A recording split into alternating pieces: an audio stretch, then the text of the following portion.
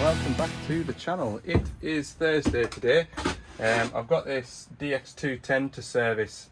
The reason why I'm doing this is it'll put a bit of time in this morning. If you didn't watch Wednesday's video, I've got a suspected EPOS failure on a machine down in the Lake District. So I ordered that yesterday afternoon. It's coming from Germany. I thought the stuff from Germany would be sort of a day and a half, so I expected it to be in for Friday lunchtime, but I've been reassured that it should be in for lunchtime today, so I'm going to put the morning in servicing this 210. It's a 1,000-hour service, so it's engine service and hydraulic return filter, and then that should get me back into Carlisle for, well, I would imagine it'd be before lunchtime, and then that EPOS should be in stock. We'll pick that up and we'll go down South Lakes and put that EPOS on. I really am hoping that it is a plug and play job, because I've got an awful lot on at the moment. When I went down to that micro digger yesterday, I was out of phone signal. When I got back into phone signal, bearing in mind I was only out of phone signal for 2 hours, I had 15 missed calls, so there's an awful lot going on at the moment. So yeah, tomorrow I've got a broken track to put on a 14 tonner. I think there's a link snapped from what I've gathered, so that's going to be sort of 2/3 of the day taken up. So yeah, I'll get this done. That keeps the job sort of moving forward. I'm not sitting around at the yard waiting for parts to come in. Okay, but yeah, this digger's going to be loading tractors and trailers sort of late morning, so I need to get my head down, get this service done, and then I'm not holding anybody up. So my pal M Ditch, if you don't follow him, go and check him out on Instagram. He was on the machine last and he knew I was coming to service it, so he's set the travel motors up for us. He looks after us, does M Ditch, like. Thanks, Mark. Yeah, 1,000-hour service, so I'll start the engine, get the engine warmed through, and hopefully I'm going to put my waterproof boiler suit on, even though it's absolutely slattered in oil after that load and shovel job. Hopefully the rain rinses a bit of the muck off it. I'll certainly not be getting into the cab with it on, that's for sure. Right, we'll get this big lass turned on and warm it up. So my hubs are draining. I've just remembered I've taken this bucket off because we've got a grease seal here and this side here is missing. Look. So I've got a new grease seal on the van, and I'll pull this pin out and fit a new grease seal. Might even fit two because that one's broken. I've got both with me, like, so.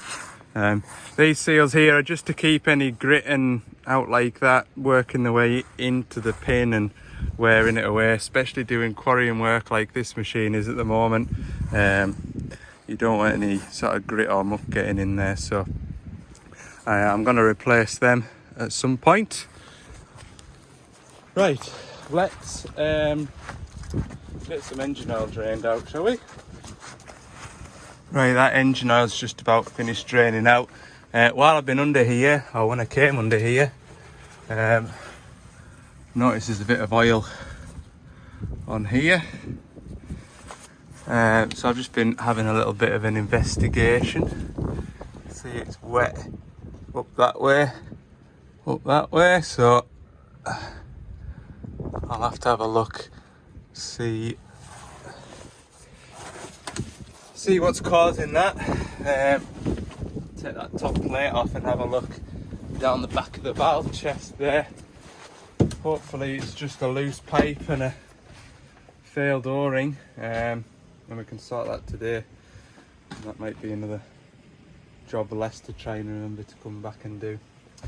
Right, I'll get some filters changed and then I'll investigate that oil leak once I've got the machine serviced.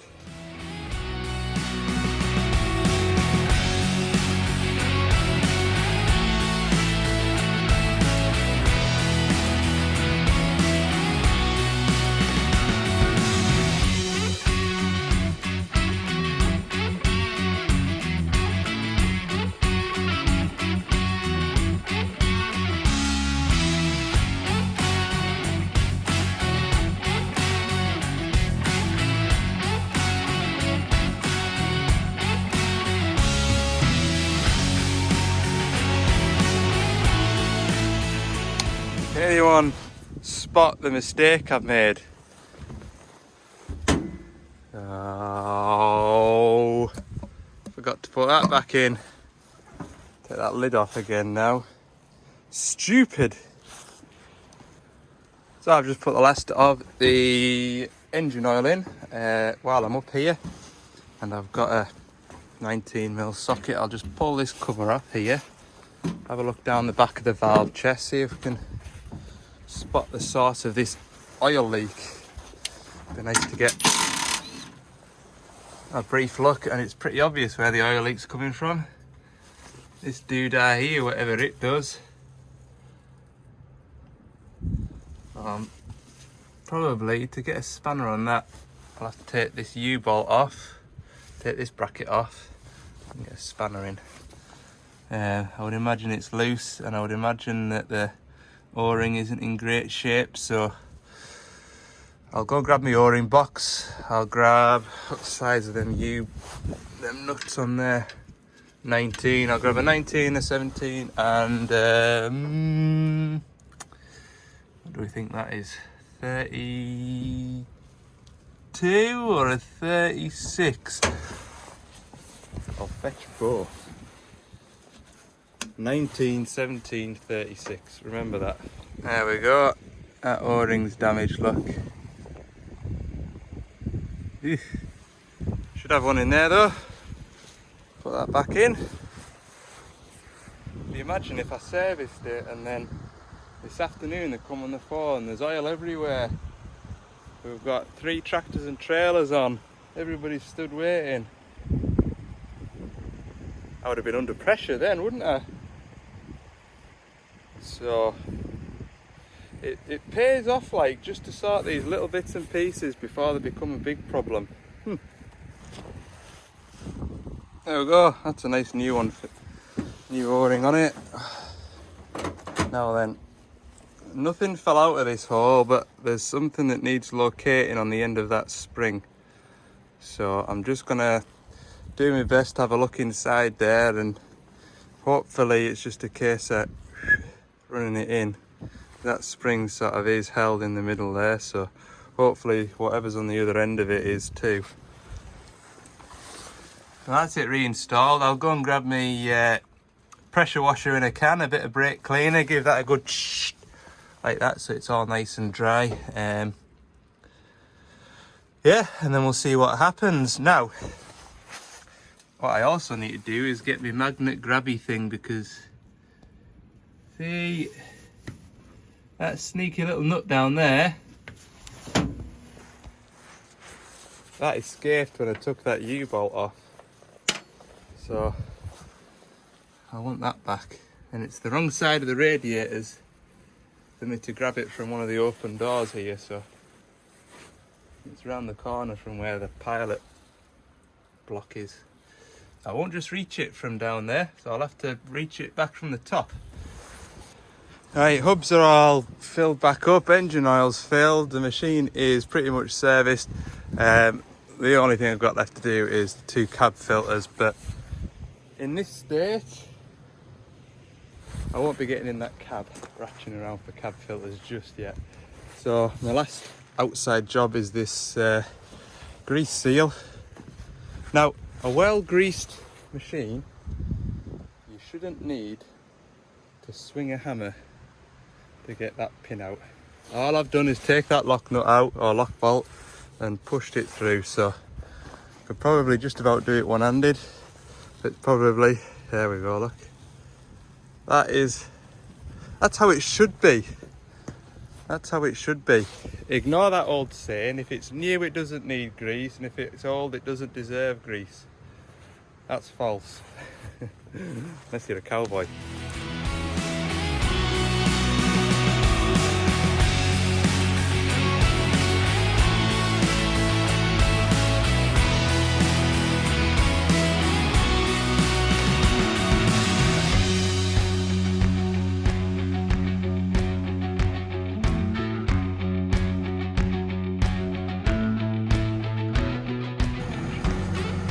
Well, there we go. Nearly gave myself a hernia trying to lift the hitch back up. It was optimistic, so just used the machine there just to offer it up. No point hurting yourself, you've got to know your limits. I did try. That's the service complete.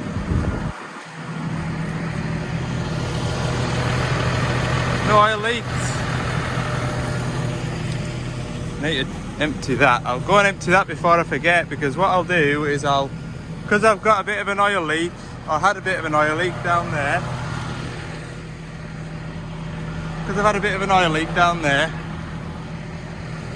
I won't leave the machine parked over the top of it, because when the next operator comes to jump on it, he might spot that oil leak and think he's got an oil leak and then phone me and say, oh, I've got an oil leak, and he doesn't. So what I'll do is I'll track the machine forward, but if I don't move that drum of oil there that's drained the hub into, there'll be oil everywhere. Just in time, that's the first tractor and trailer turned up. I tell you, today is going well. It is. We don't want to speak too soon though. I'll shut that bonnet then and get these cab filters done, that'd be me. Right, quick update back at the yard. It is 20 to 1, no sign of DHL van yet, so I'll sit and have my lunch, I'll do a bit of paperwork, and with a bit of luck, what's going to be my cut off. Don't really want to be setting off any later than 2 o'clock, like, I don't. Because 2 o'clock, yeah, 2 o'clock, half two is going to be my cut off for it. I really don't have time to be sat waiting around either, like I've got lots of other jobs I could be getting on with, so hopefully it comes. Well, unfortunately, I've just had an email to say that the part didn't leave Germany last night on time, so we're not expecting it today now. Bit frustrating, because I kind of planned my day around that part coming in. If I knew it wasn't coming in this morning, then I would have gone and done a day's work out west, because I've got a day's work out west, but I'll go and get a couple of those jobs done that are a bit closer to Carlisle. Yeah, that's what I'm gonna have to do. I can't be sitting around, I've got stuff to do, places to be, so yeah, that's what I'm gonna go and do now.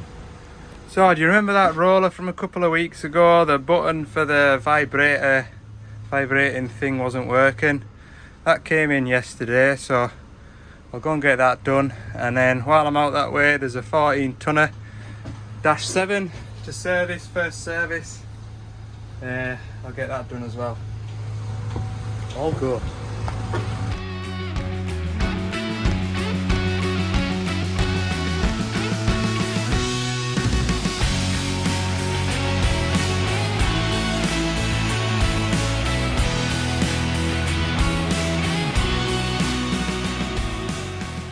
So if you remember from a few weeks ago, when I pressed this button here to start the rollers vibrating, every now and again that button wouldn't work. So I unplugged it and checked continuity, and occasionally the button would almost stay depressed, and there's a switchboard in here that's looking for a momentary button rather than a permanent. So if I was to jump on the machine just now, press the button down and hold it, it wouldn't set off vibrating until I released it. So it's just the button that I needed, but the sent, not just this whole piece here, but the cable that goes right the way through and up onto here. Now I'm all for doing the job right, but I'm absolutely not going to be pulling floor plates off, pulling all that up there and trying to route this big heavy cable down through here. There's absolutely nothing wrong with that. It's just the button here that I need to replace. So I've separated it here. I'll go and do the same with the new assembly and fit the new assembly onto here. So I've got the new one out. Yeah, it's crackers that. They send all this extra cable and stuff that I don't really need. But they don't send these micro switches here. So I'm gonna have to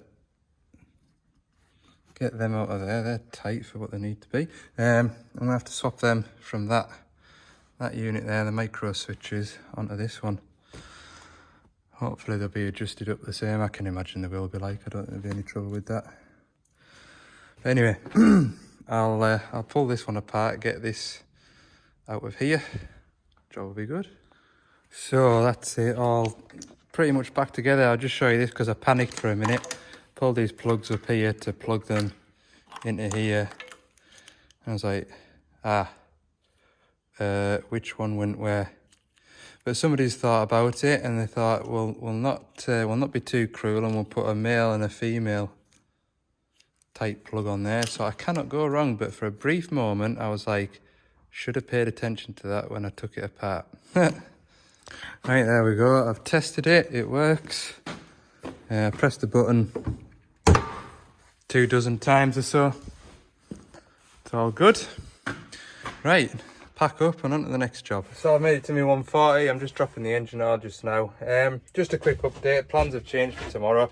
I won't be going to fit that EPOS. If you mind back that 140 that was out on Monday for NOx conversion low, unfortunately it's thrown that same error code up again, so I'm going to head over to that and HQ, they're going to send a lad down at lunchtime, pick up that EPOS from Carlisle and carry on down into the Lake District. Hopefully that job goes well for him, like, because I know what it's like going to do a job that somebody else has started. It's less than ideal, like, but it's one or the other, and the other, you know, it's 2 and a bit hours for me to get to it, so you're adding another hour and a half on for them to get there. So either way, it's going to be a long day for somebody. So yeah, that's what we're up to. Anyway, I'll worry about that tomorrow because I've got so much on. Anyway, right, 500 hour service. It missed its first service, so it's going to get a return filter as well, this digger. So engine oil's draining. I'll just crack off the hubs, get some hub oils draining. So this is a conventional 140 with a blade. You don't see too many of them. I can only think of one other customer that's got one like this. So yeah, it'd be quite handy, I would imagine. Anyway, hubs are draining. Engine oil's draining, so I'll get some filters spun off now.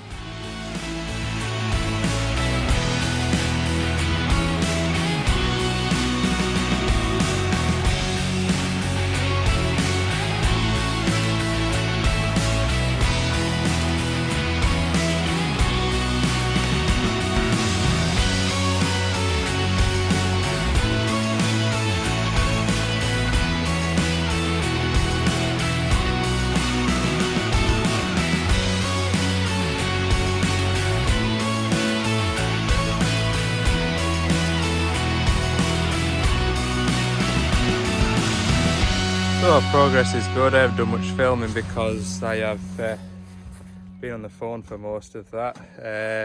Yeah, talking to my colleague who's going to come down and do that EPOS job for us.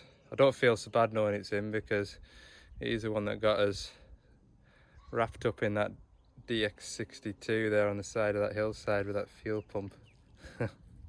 So if it goes wrong for him tomorrow, I'll have no sympathy for him. Anyway, look at the view down there. Just at the north, this is North Lakes where I'm at the minute. There's trees in the way, but there's a big lake sort of here. And that hill there is called Skiddaw, for anyone that wanted to know. Yeah, engine oil's in. You do hubs, start it, run it, check it. That's it. Done the return filter. We're not getting on too bad. Like, what time are we on? Well, there we are. I should really be getting on again. 5:15, so another 15 minutes here hopefully. Then back through to Carlisle. If I get a good run, it'll be half an hour, 40 minutes ish. Mind you, just this road here out of here, that's a good 15 minutes back to the tarmac, like. Oh dear. Right up. Right, so all I need to do now is reset the service clock. Get rid of all of them. Right, how do we do that one there? Maintenance, expendables, that one, reset, yes. There we go. And repeat for the rest of the ones that I've changed.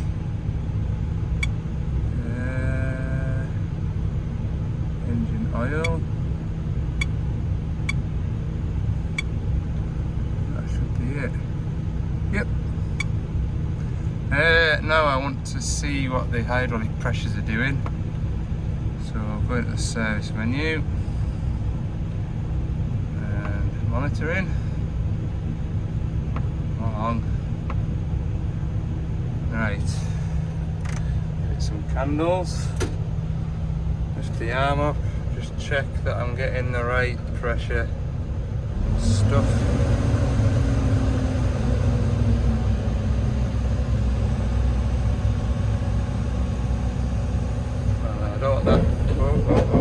Whoa, stay in there, stay in there.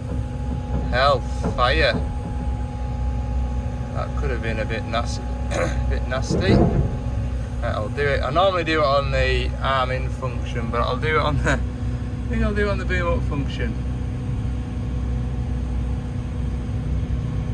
Right, 327.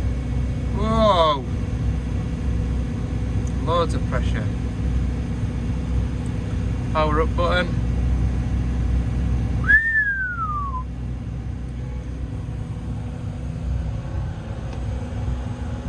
Yep, that has got plenty of pressure.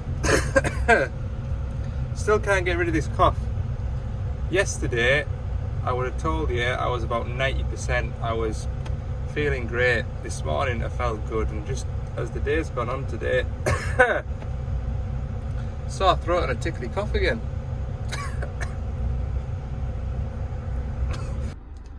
Friday morning, 10:30, I'm back up at this digger for NOx conversion efficiency low.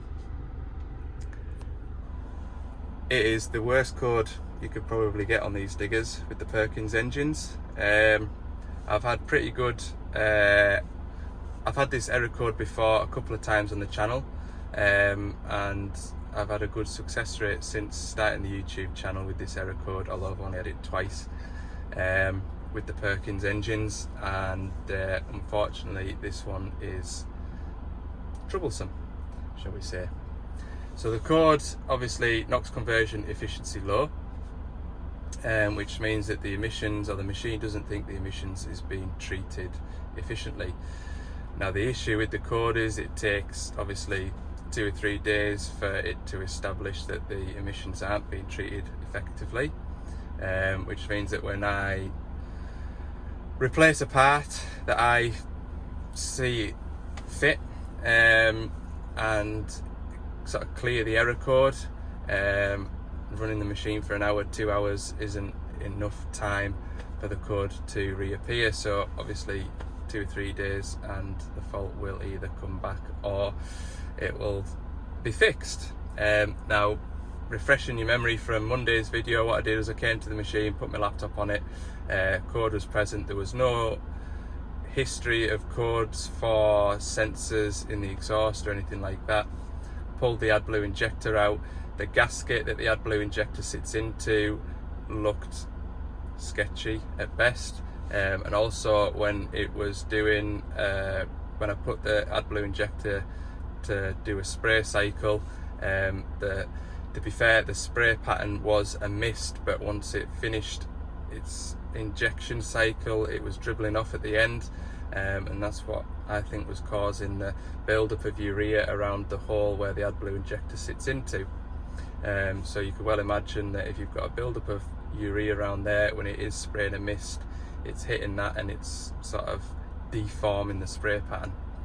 So I cleaned up the hole, I replaced the Adblue injector and ran a couple of burnouts to try and burn out any urea deposits inside the exhaust, and then I ran an after treatment test which runs it up to speed, and if everything's okay in that moment, then the codes will be erased or the codes will be reset. However, like I say, it takes 2 or 3 days sort of running time for the code to reappear if there is still an issue, which is the case that we've got today. Now, we had a similar code a couple of weeks ago on that 160 high track. The difference with that is it's the latest generation of machine which has the Doosan engine in it. So we used Doosan's diagnostic software for that, and in that software we can see what the NOx sensors are reading, and we can also see what the machine thinks that the Adblue quality is.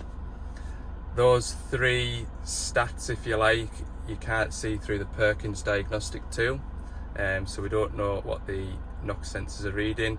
And although I tested the Adblue quality with the refractometer and it was within spec, we don't know that the machine thinks that the quality is lower or higher. Although with the Perkins machines, the tolerance for Adblue quality is tiny. You've got a 0.5% tolerance before an error code will be displayed for Adblue quality high or Adblue quality low. So hopefully you can understand that it's a really tricky code to try and get to the bottom of, and off camera what I did do on Monday was I pulled the NOx sensors out and just inspected them, making sure that they didn't look damaged, and also sort of cleaned up the sensors as well from a buildup of carbon deposits on there, just so it was getting a clean reading. But I mean, you've seen a NOx sensor before, and a NOx sensor with an error code that's failed. The failed NOx sensor looks identical, other than a buildup of carbon, to a new NOx sensor. So sort of inspecting it for damage other than visible kind of bits broken off it, it's bad to judge whether a NOx sensor is good or bad, unless you've got a code that tells you that it's good or bad. So plan for today is to replace the downstream and upstream NOx sensors on the machine, run it through an after treatment test. What I'll also do is pull a report file off the machine, and should this machine fail again, we've got evidence to send to Doosan, and we can hopefully get a strategy in place on how to resolve this issue permanently. But yeah, we have had this code in the past and it is hard work to get to the bottom of, which is what I'm trying to explain just now. Right, I'm going to jump out, put my laptop on it, and we'll get this boxing ring pulled off and the exhaust cover pulled off, and we'll get these sensors changed out. So I've got everything checked out. Yeah, next job I'm going to take all that back off again and spin some sensors into the exhaust. Run a burnout, then an after treatment test. Codes will disappear. There's not an awful lot more I can do than that. I'll double check the Adblue concentration again. Yeah.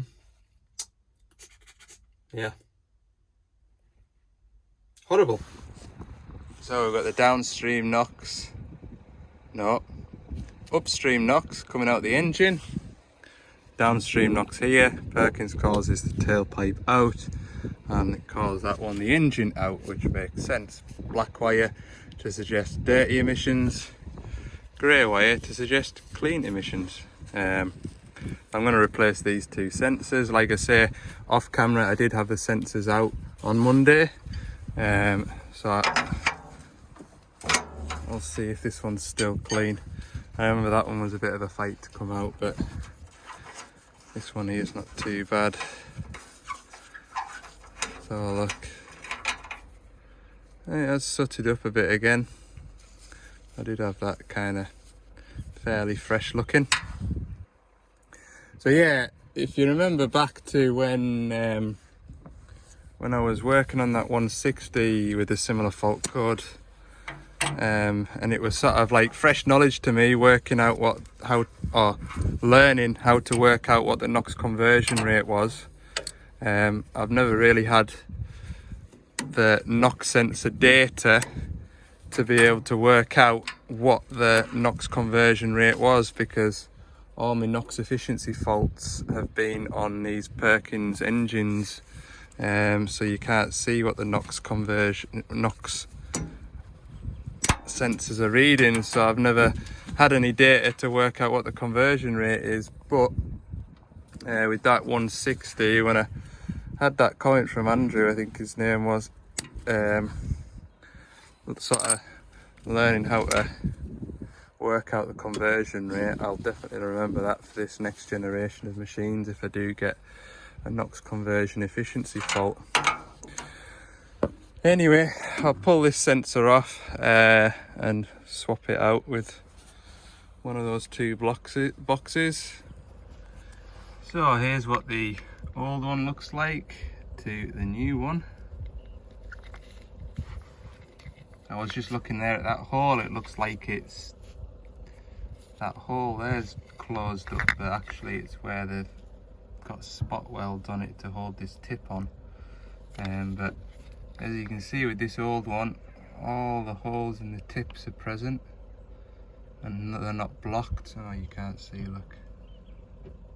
So yeah, plug this one on and I'll do the other one as well. Alright, I've got the engine warmed up to temperature, so we'll get it set off doing this after treatment function test. What I've also done, while I had the exhaust cover off, I've had the injector back out, had a look at it.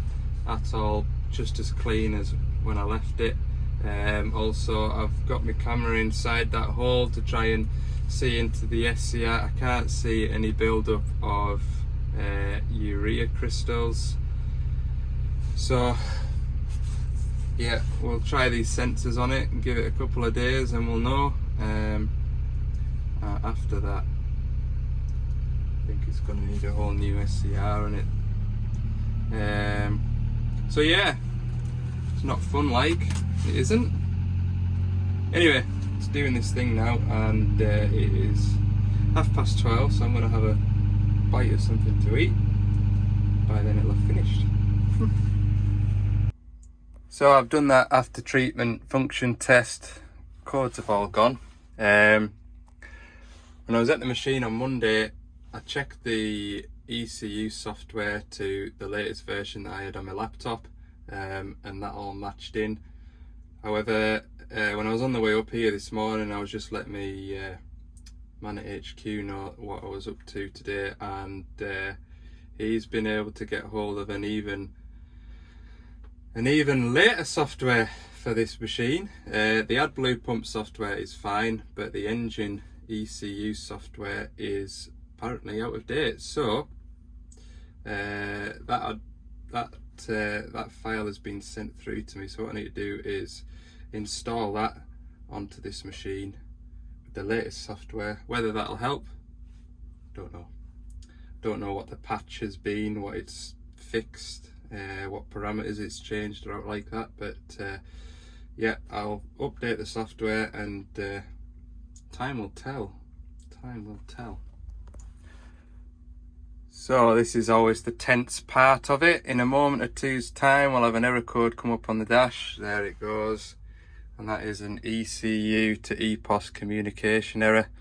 And what the laptop is doing now is deleting all the files off the ECU so that the ECU is blank, and then it'll upload the latest software. And if anything should happen, like that cable comes out of there, the ECU is dead and non-retrievable. So it's really important to sit still, don't let the laptop go to sleep. So I'm just twirling my mouse, making sure that we don't have any problems. We're up to 10%.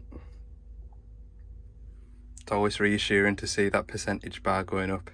It's when it sticks at like sort of a certain number for so long, like 30%, and it'll sit there for ages. You think, oh no, please, and then it clicks over to 31%. You're like, oh, thank goodness for that. This is on the edge of your seat stuff, this, like, it is. Right, we'll let it do it, and hopefully when you join me, the latest software will be on it. The error codes will have, well, they have disappeared, and we'll put this machine back to work. He'll get half a day today, so I'll probably know by Wednesday morning next week whether or not we've cured it or whether or not we're gonna come back and see it. The update has gone on, and now I've got a SCR malfunction again. What does this one say? I'm sure I've had this before when I've done an update. It throws a random error code on. I'm sure if I start it, it'll disappear, but I just want to see what it is. Come along, fairly information. Just a random operator inducement severity, but no code that's fetched it on. Yep, I've had that before. I start it and run it for a minute or two. That should disappear. Disappear. Things. I'm sure it'll go. There you go, it's gone. Right, I've just got to take a report off this machine, and we'll give it back to the driver. It is 10 to 1. Right, 5 to 1. I'll let this fella have his digger back. He can put an afternoon in today, can't he? Put the heater on it. I've put the heater on for him as well. The machine's lovely and toasty in here now. It's cold and windy outside at the minute. Right, we'll jump back in the van and we'll head back through towards Carlisle. Best part of the day gone now by the time I get back through there, but I'm sure I'll find something to do. There he goes.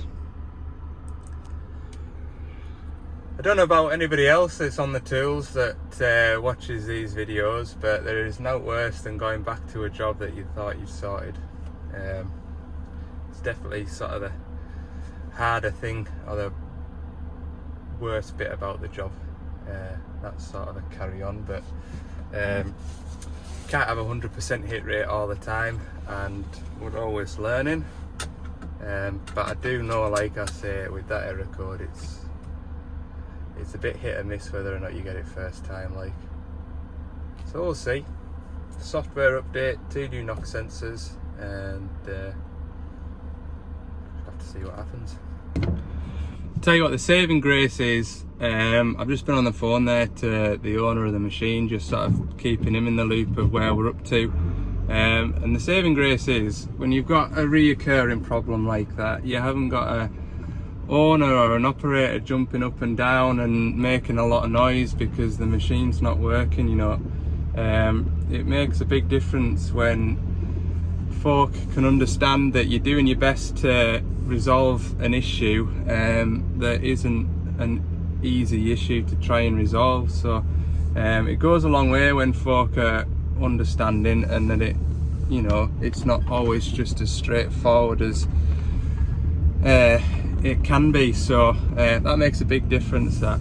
Anyway, I'm heading back through to Carlisle now. I need to get some diesel as well before I get back on the road properly. So that's first job, and we'll see what see what the rest of the day brings. So I'm back down at at Carlisle. The drive back from that job, it's been like waiting for exam results, I'll be honest with you. Obviously my colleagues picked up that EPOS and he did phone me just to double check that he was in the right bit because he'd never been before. So I knew that the result of my troubleshooting was going to be coming up within the next half an hour or so, and I'm pleased to announce that that EPOS has got that machine up and running. But he says there's a fuse keeps blowing. So I've just been sort of I had a look at the wiring diagram on the phone for him there just to have a go at a couple of bits and pieces, but the EPOS has got the machine going, which is the main thing, so I'm pleased to hear that. I don't need to keep Monday free now in case I need to go down there and sort of pick up where he left off, because, you know, at the end of the day he's still down there just now. It'd be an hour and a half for him back up to Carlisle, and then from Carlisle it'd be an hour and a half for him to get back home, so he's still got a bit of day to go yet, like, which I do feel a bit guilty about because it's 10 to 5 now. I'm back in Carlisle. I'm sort of emptied out from the week and loaded up for next week. But anyway, where we're up to with jobs that are outstanding, that little DX63 that was on that hillside broken down, that fuel pump head, we should be expecting that in, I would imagine, about Wednesday next week. So hopefully we'll have that one up and running and out from under my feet. The loading shovel that I was at earlier this week, taking that hydraulic pump off with the broken shaft through the centre of it. Getting that shaft is proving to be a bit troublesome. We can get hold of a shaft from 2 different suppliers. One supplier's quoted 7-week delivery time, the other was 6-week delivery time, and to be honest with you, buying a whole new hydraulic pump assembly isn't actually much more expensive than the shaft on its own. So it's for the customer to decide what he's going to do with that.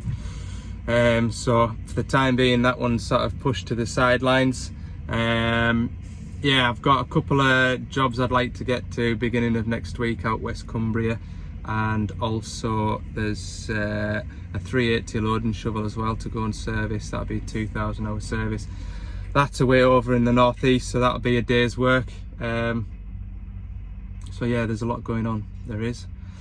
Right, I'll round the video up at that. I feel like I've done a lot of talking to camera and you've not really seen an awful lot machinery wise, but it's just the way it goes. Hopefully you've enjoyed this insight into a day in the life of a plant engineer, and tune in next week for more videos. Thanks for watching. Don't forget, like and subscribe. See you on the next one.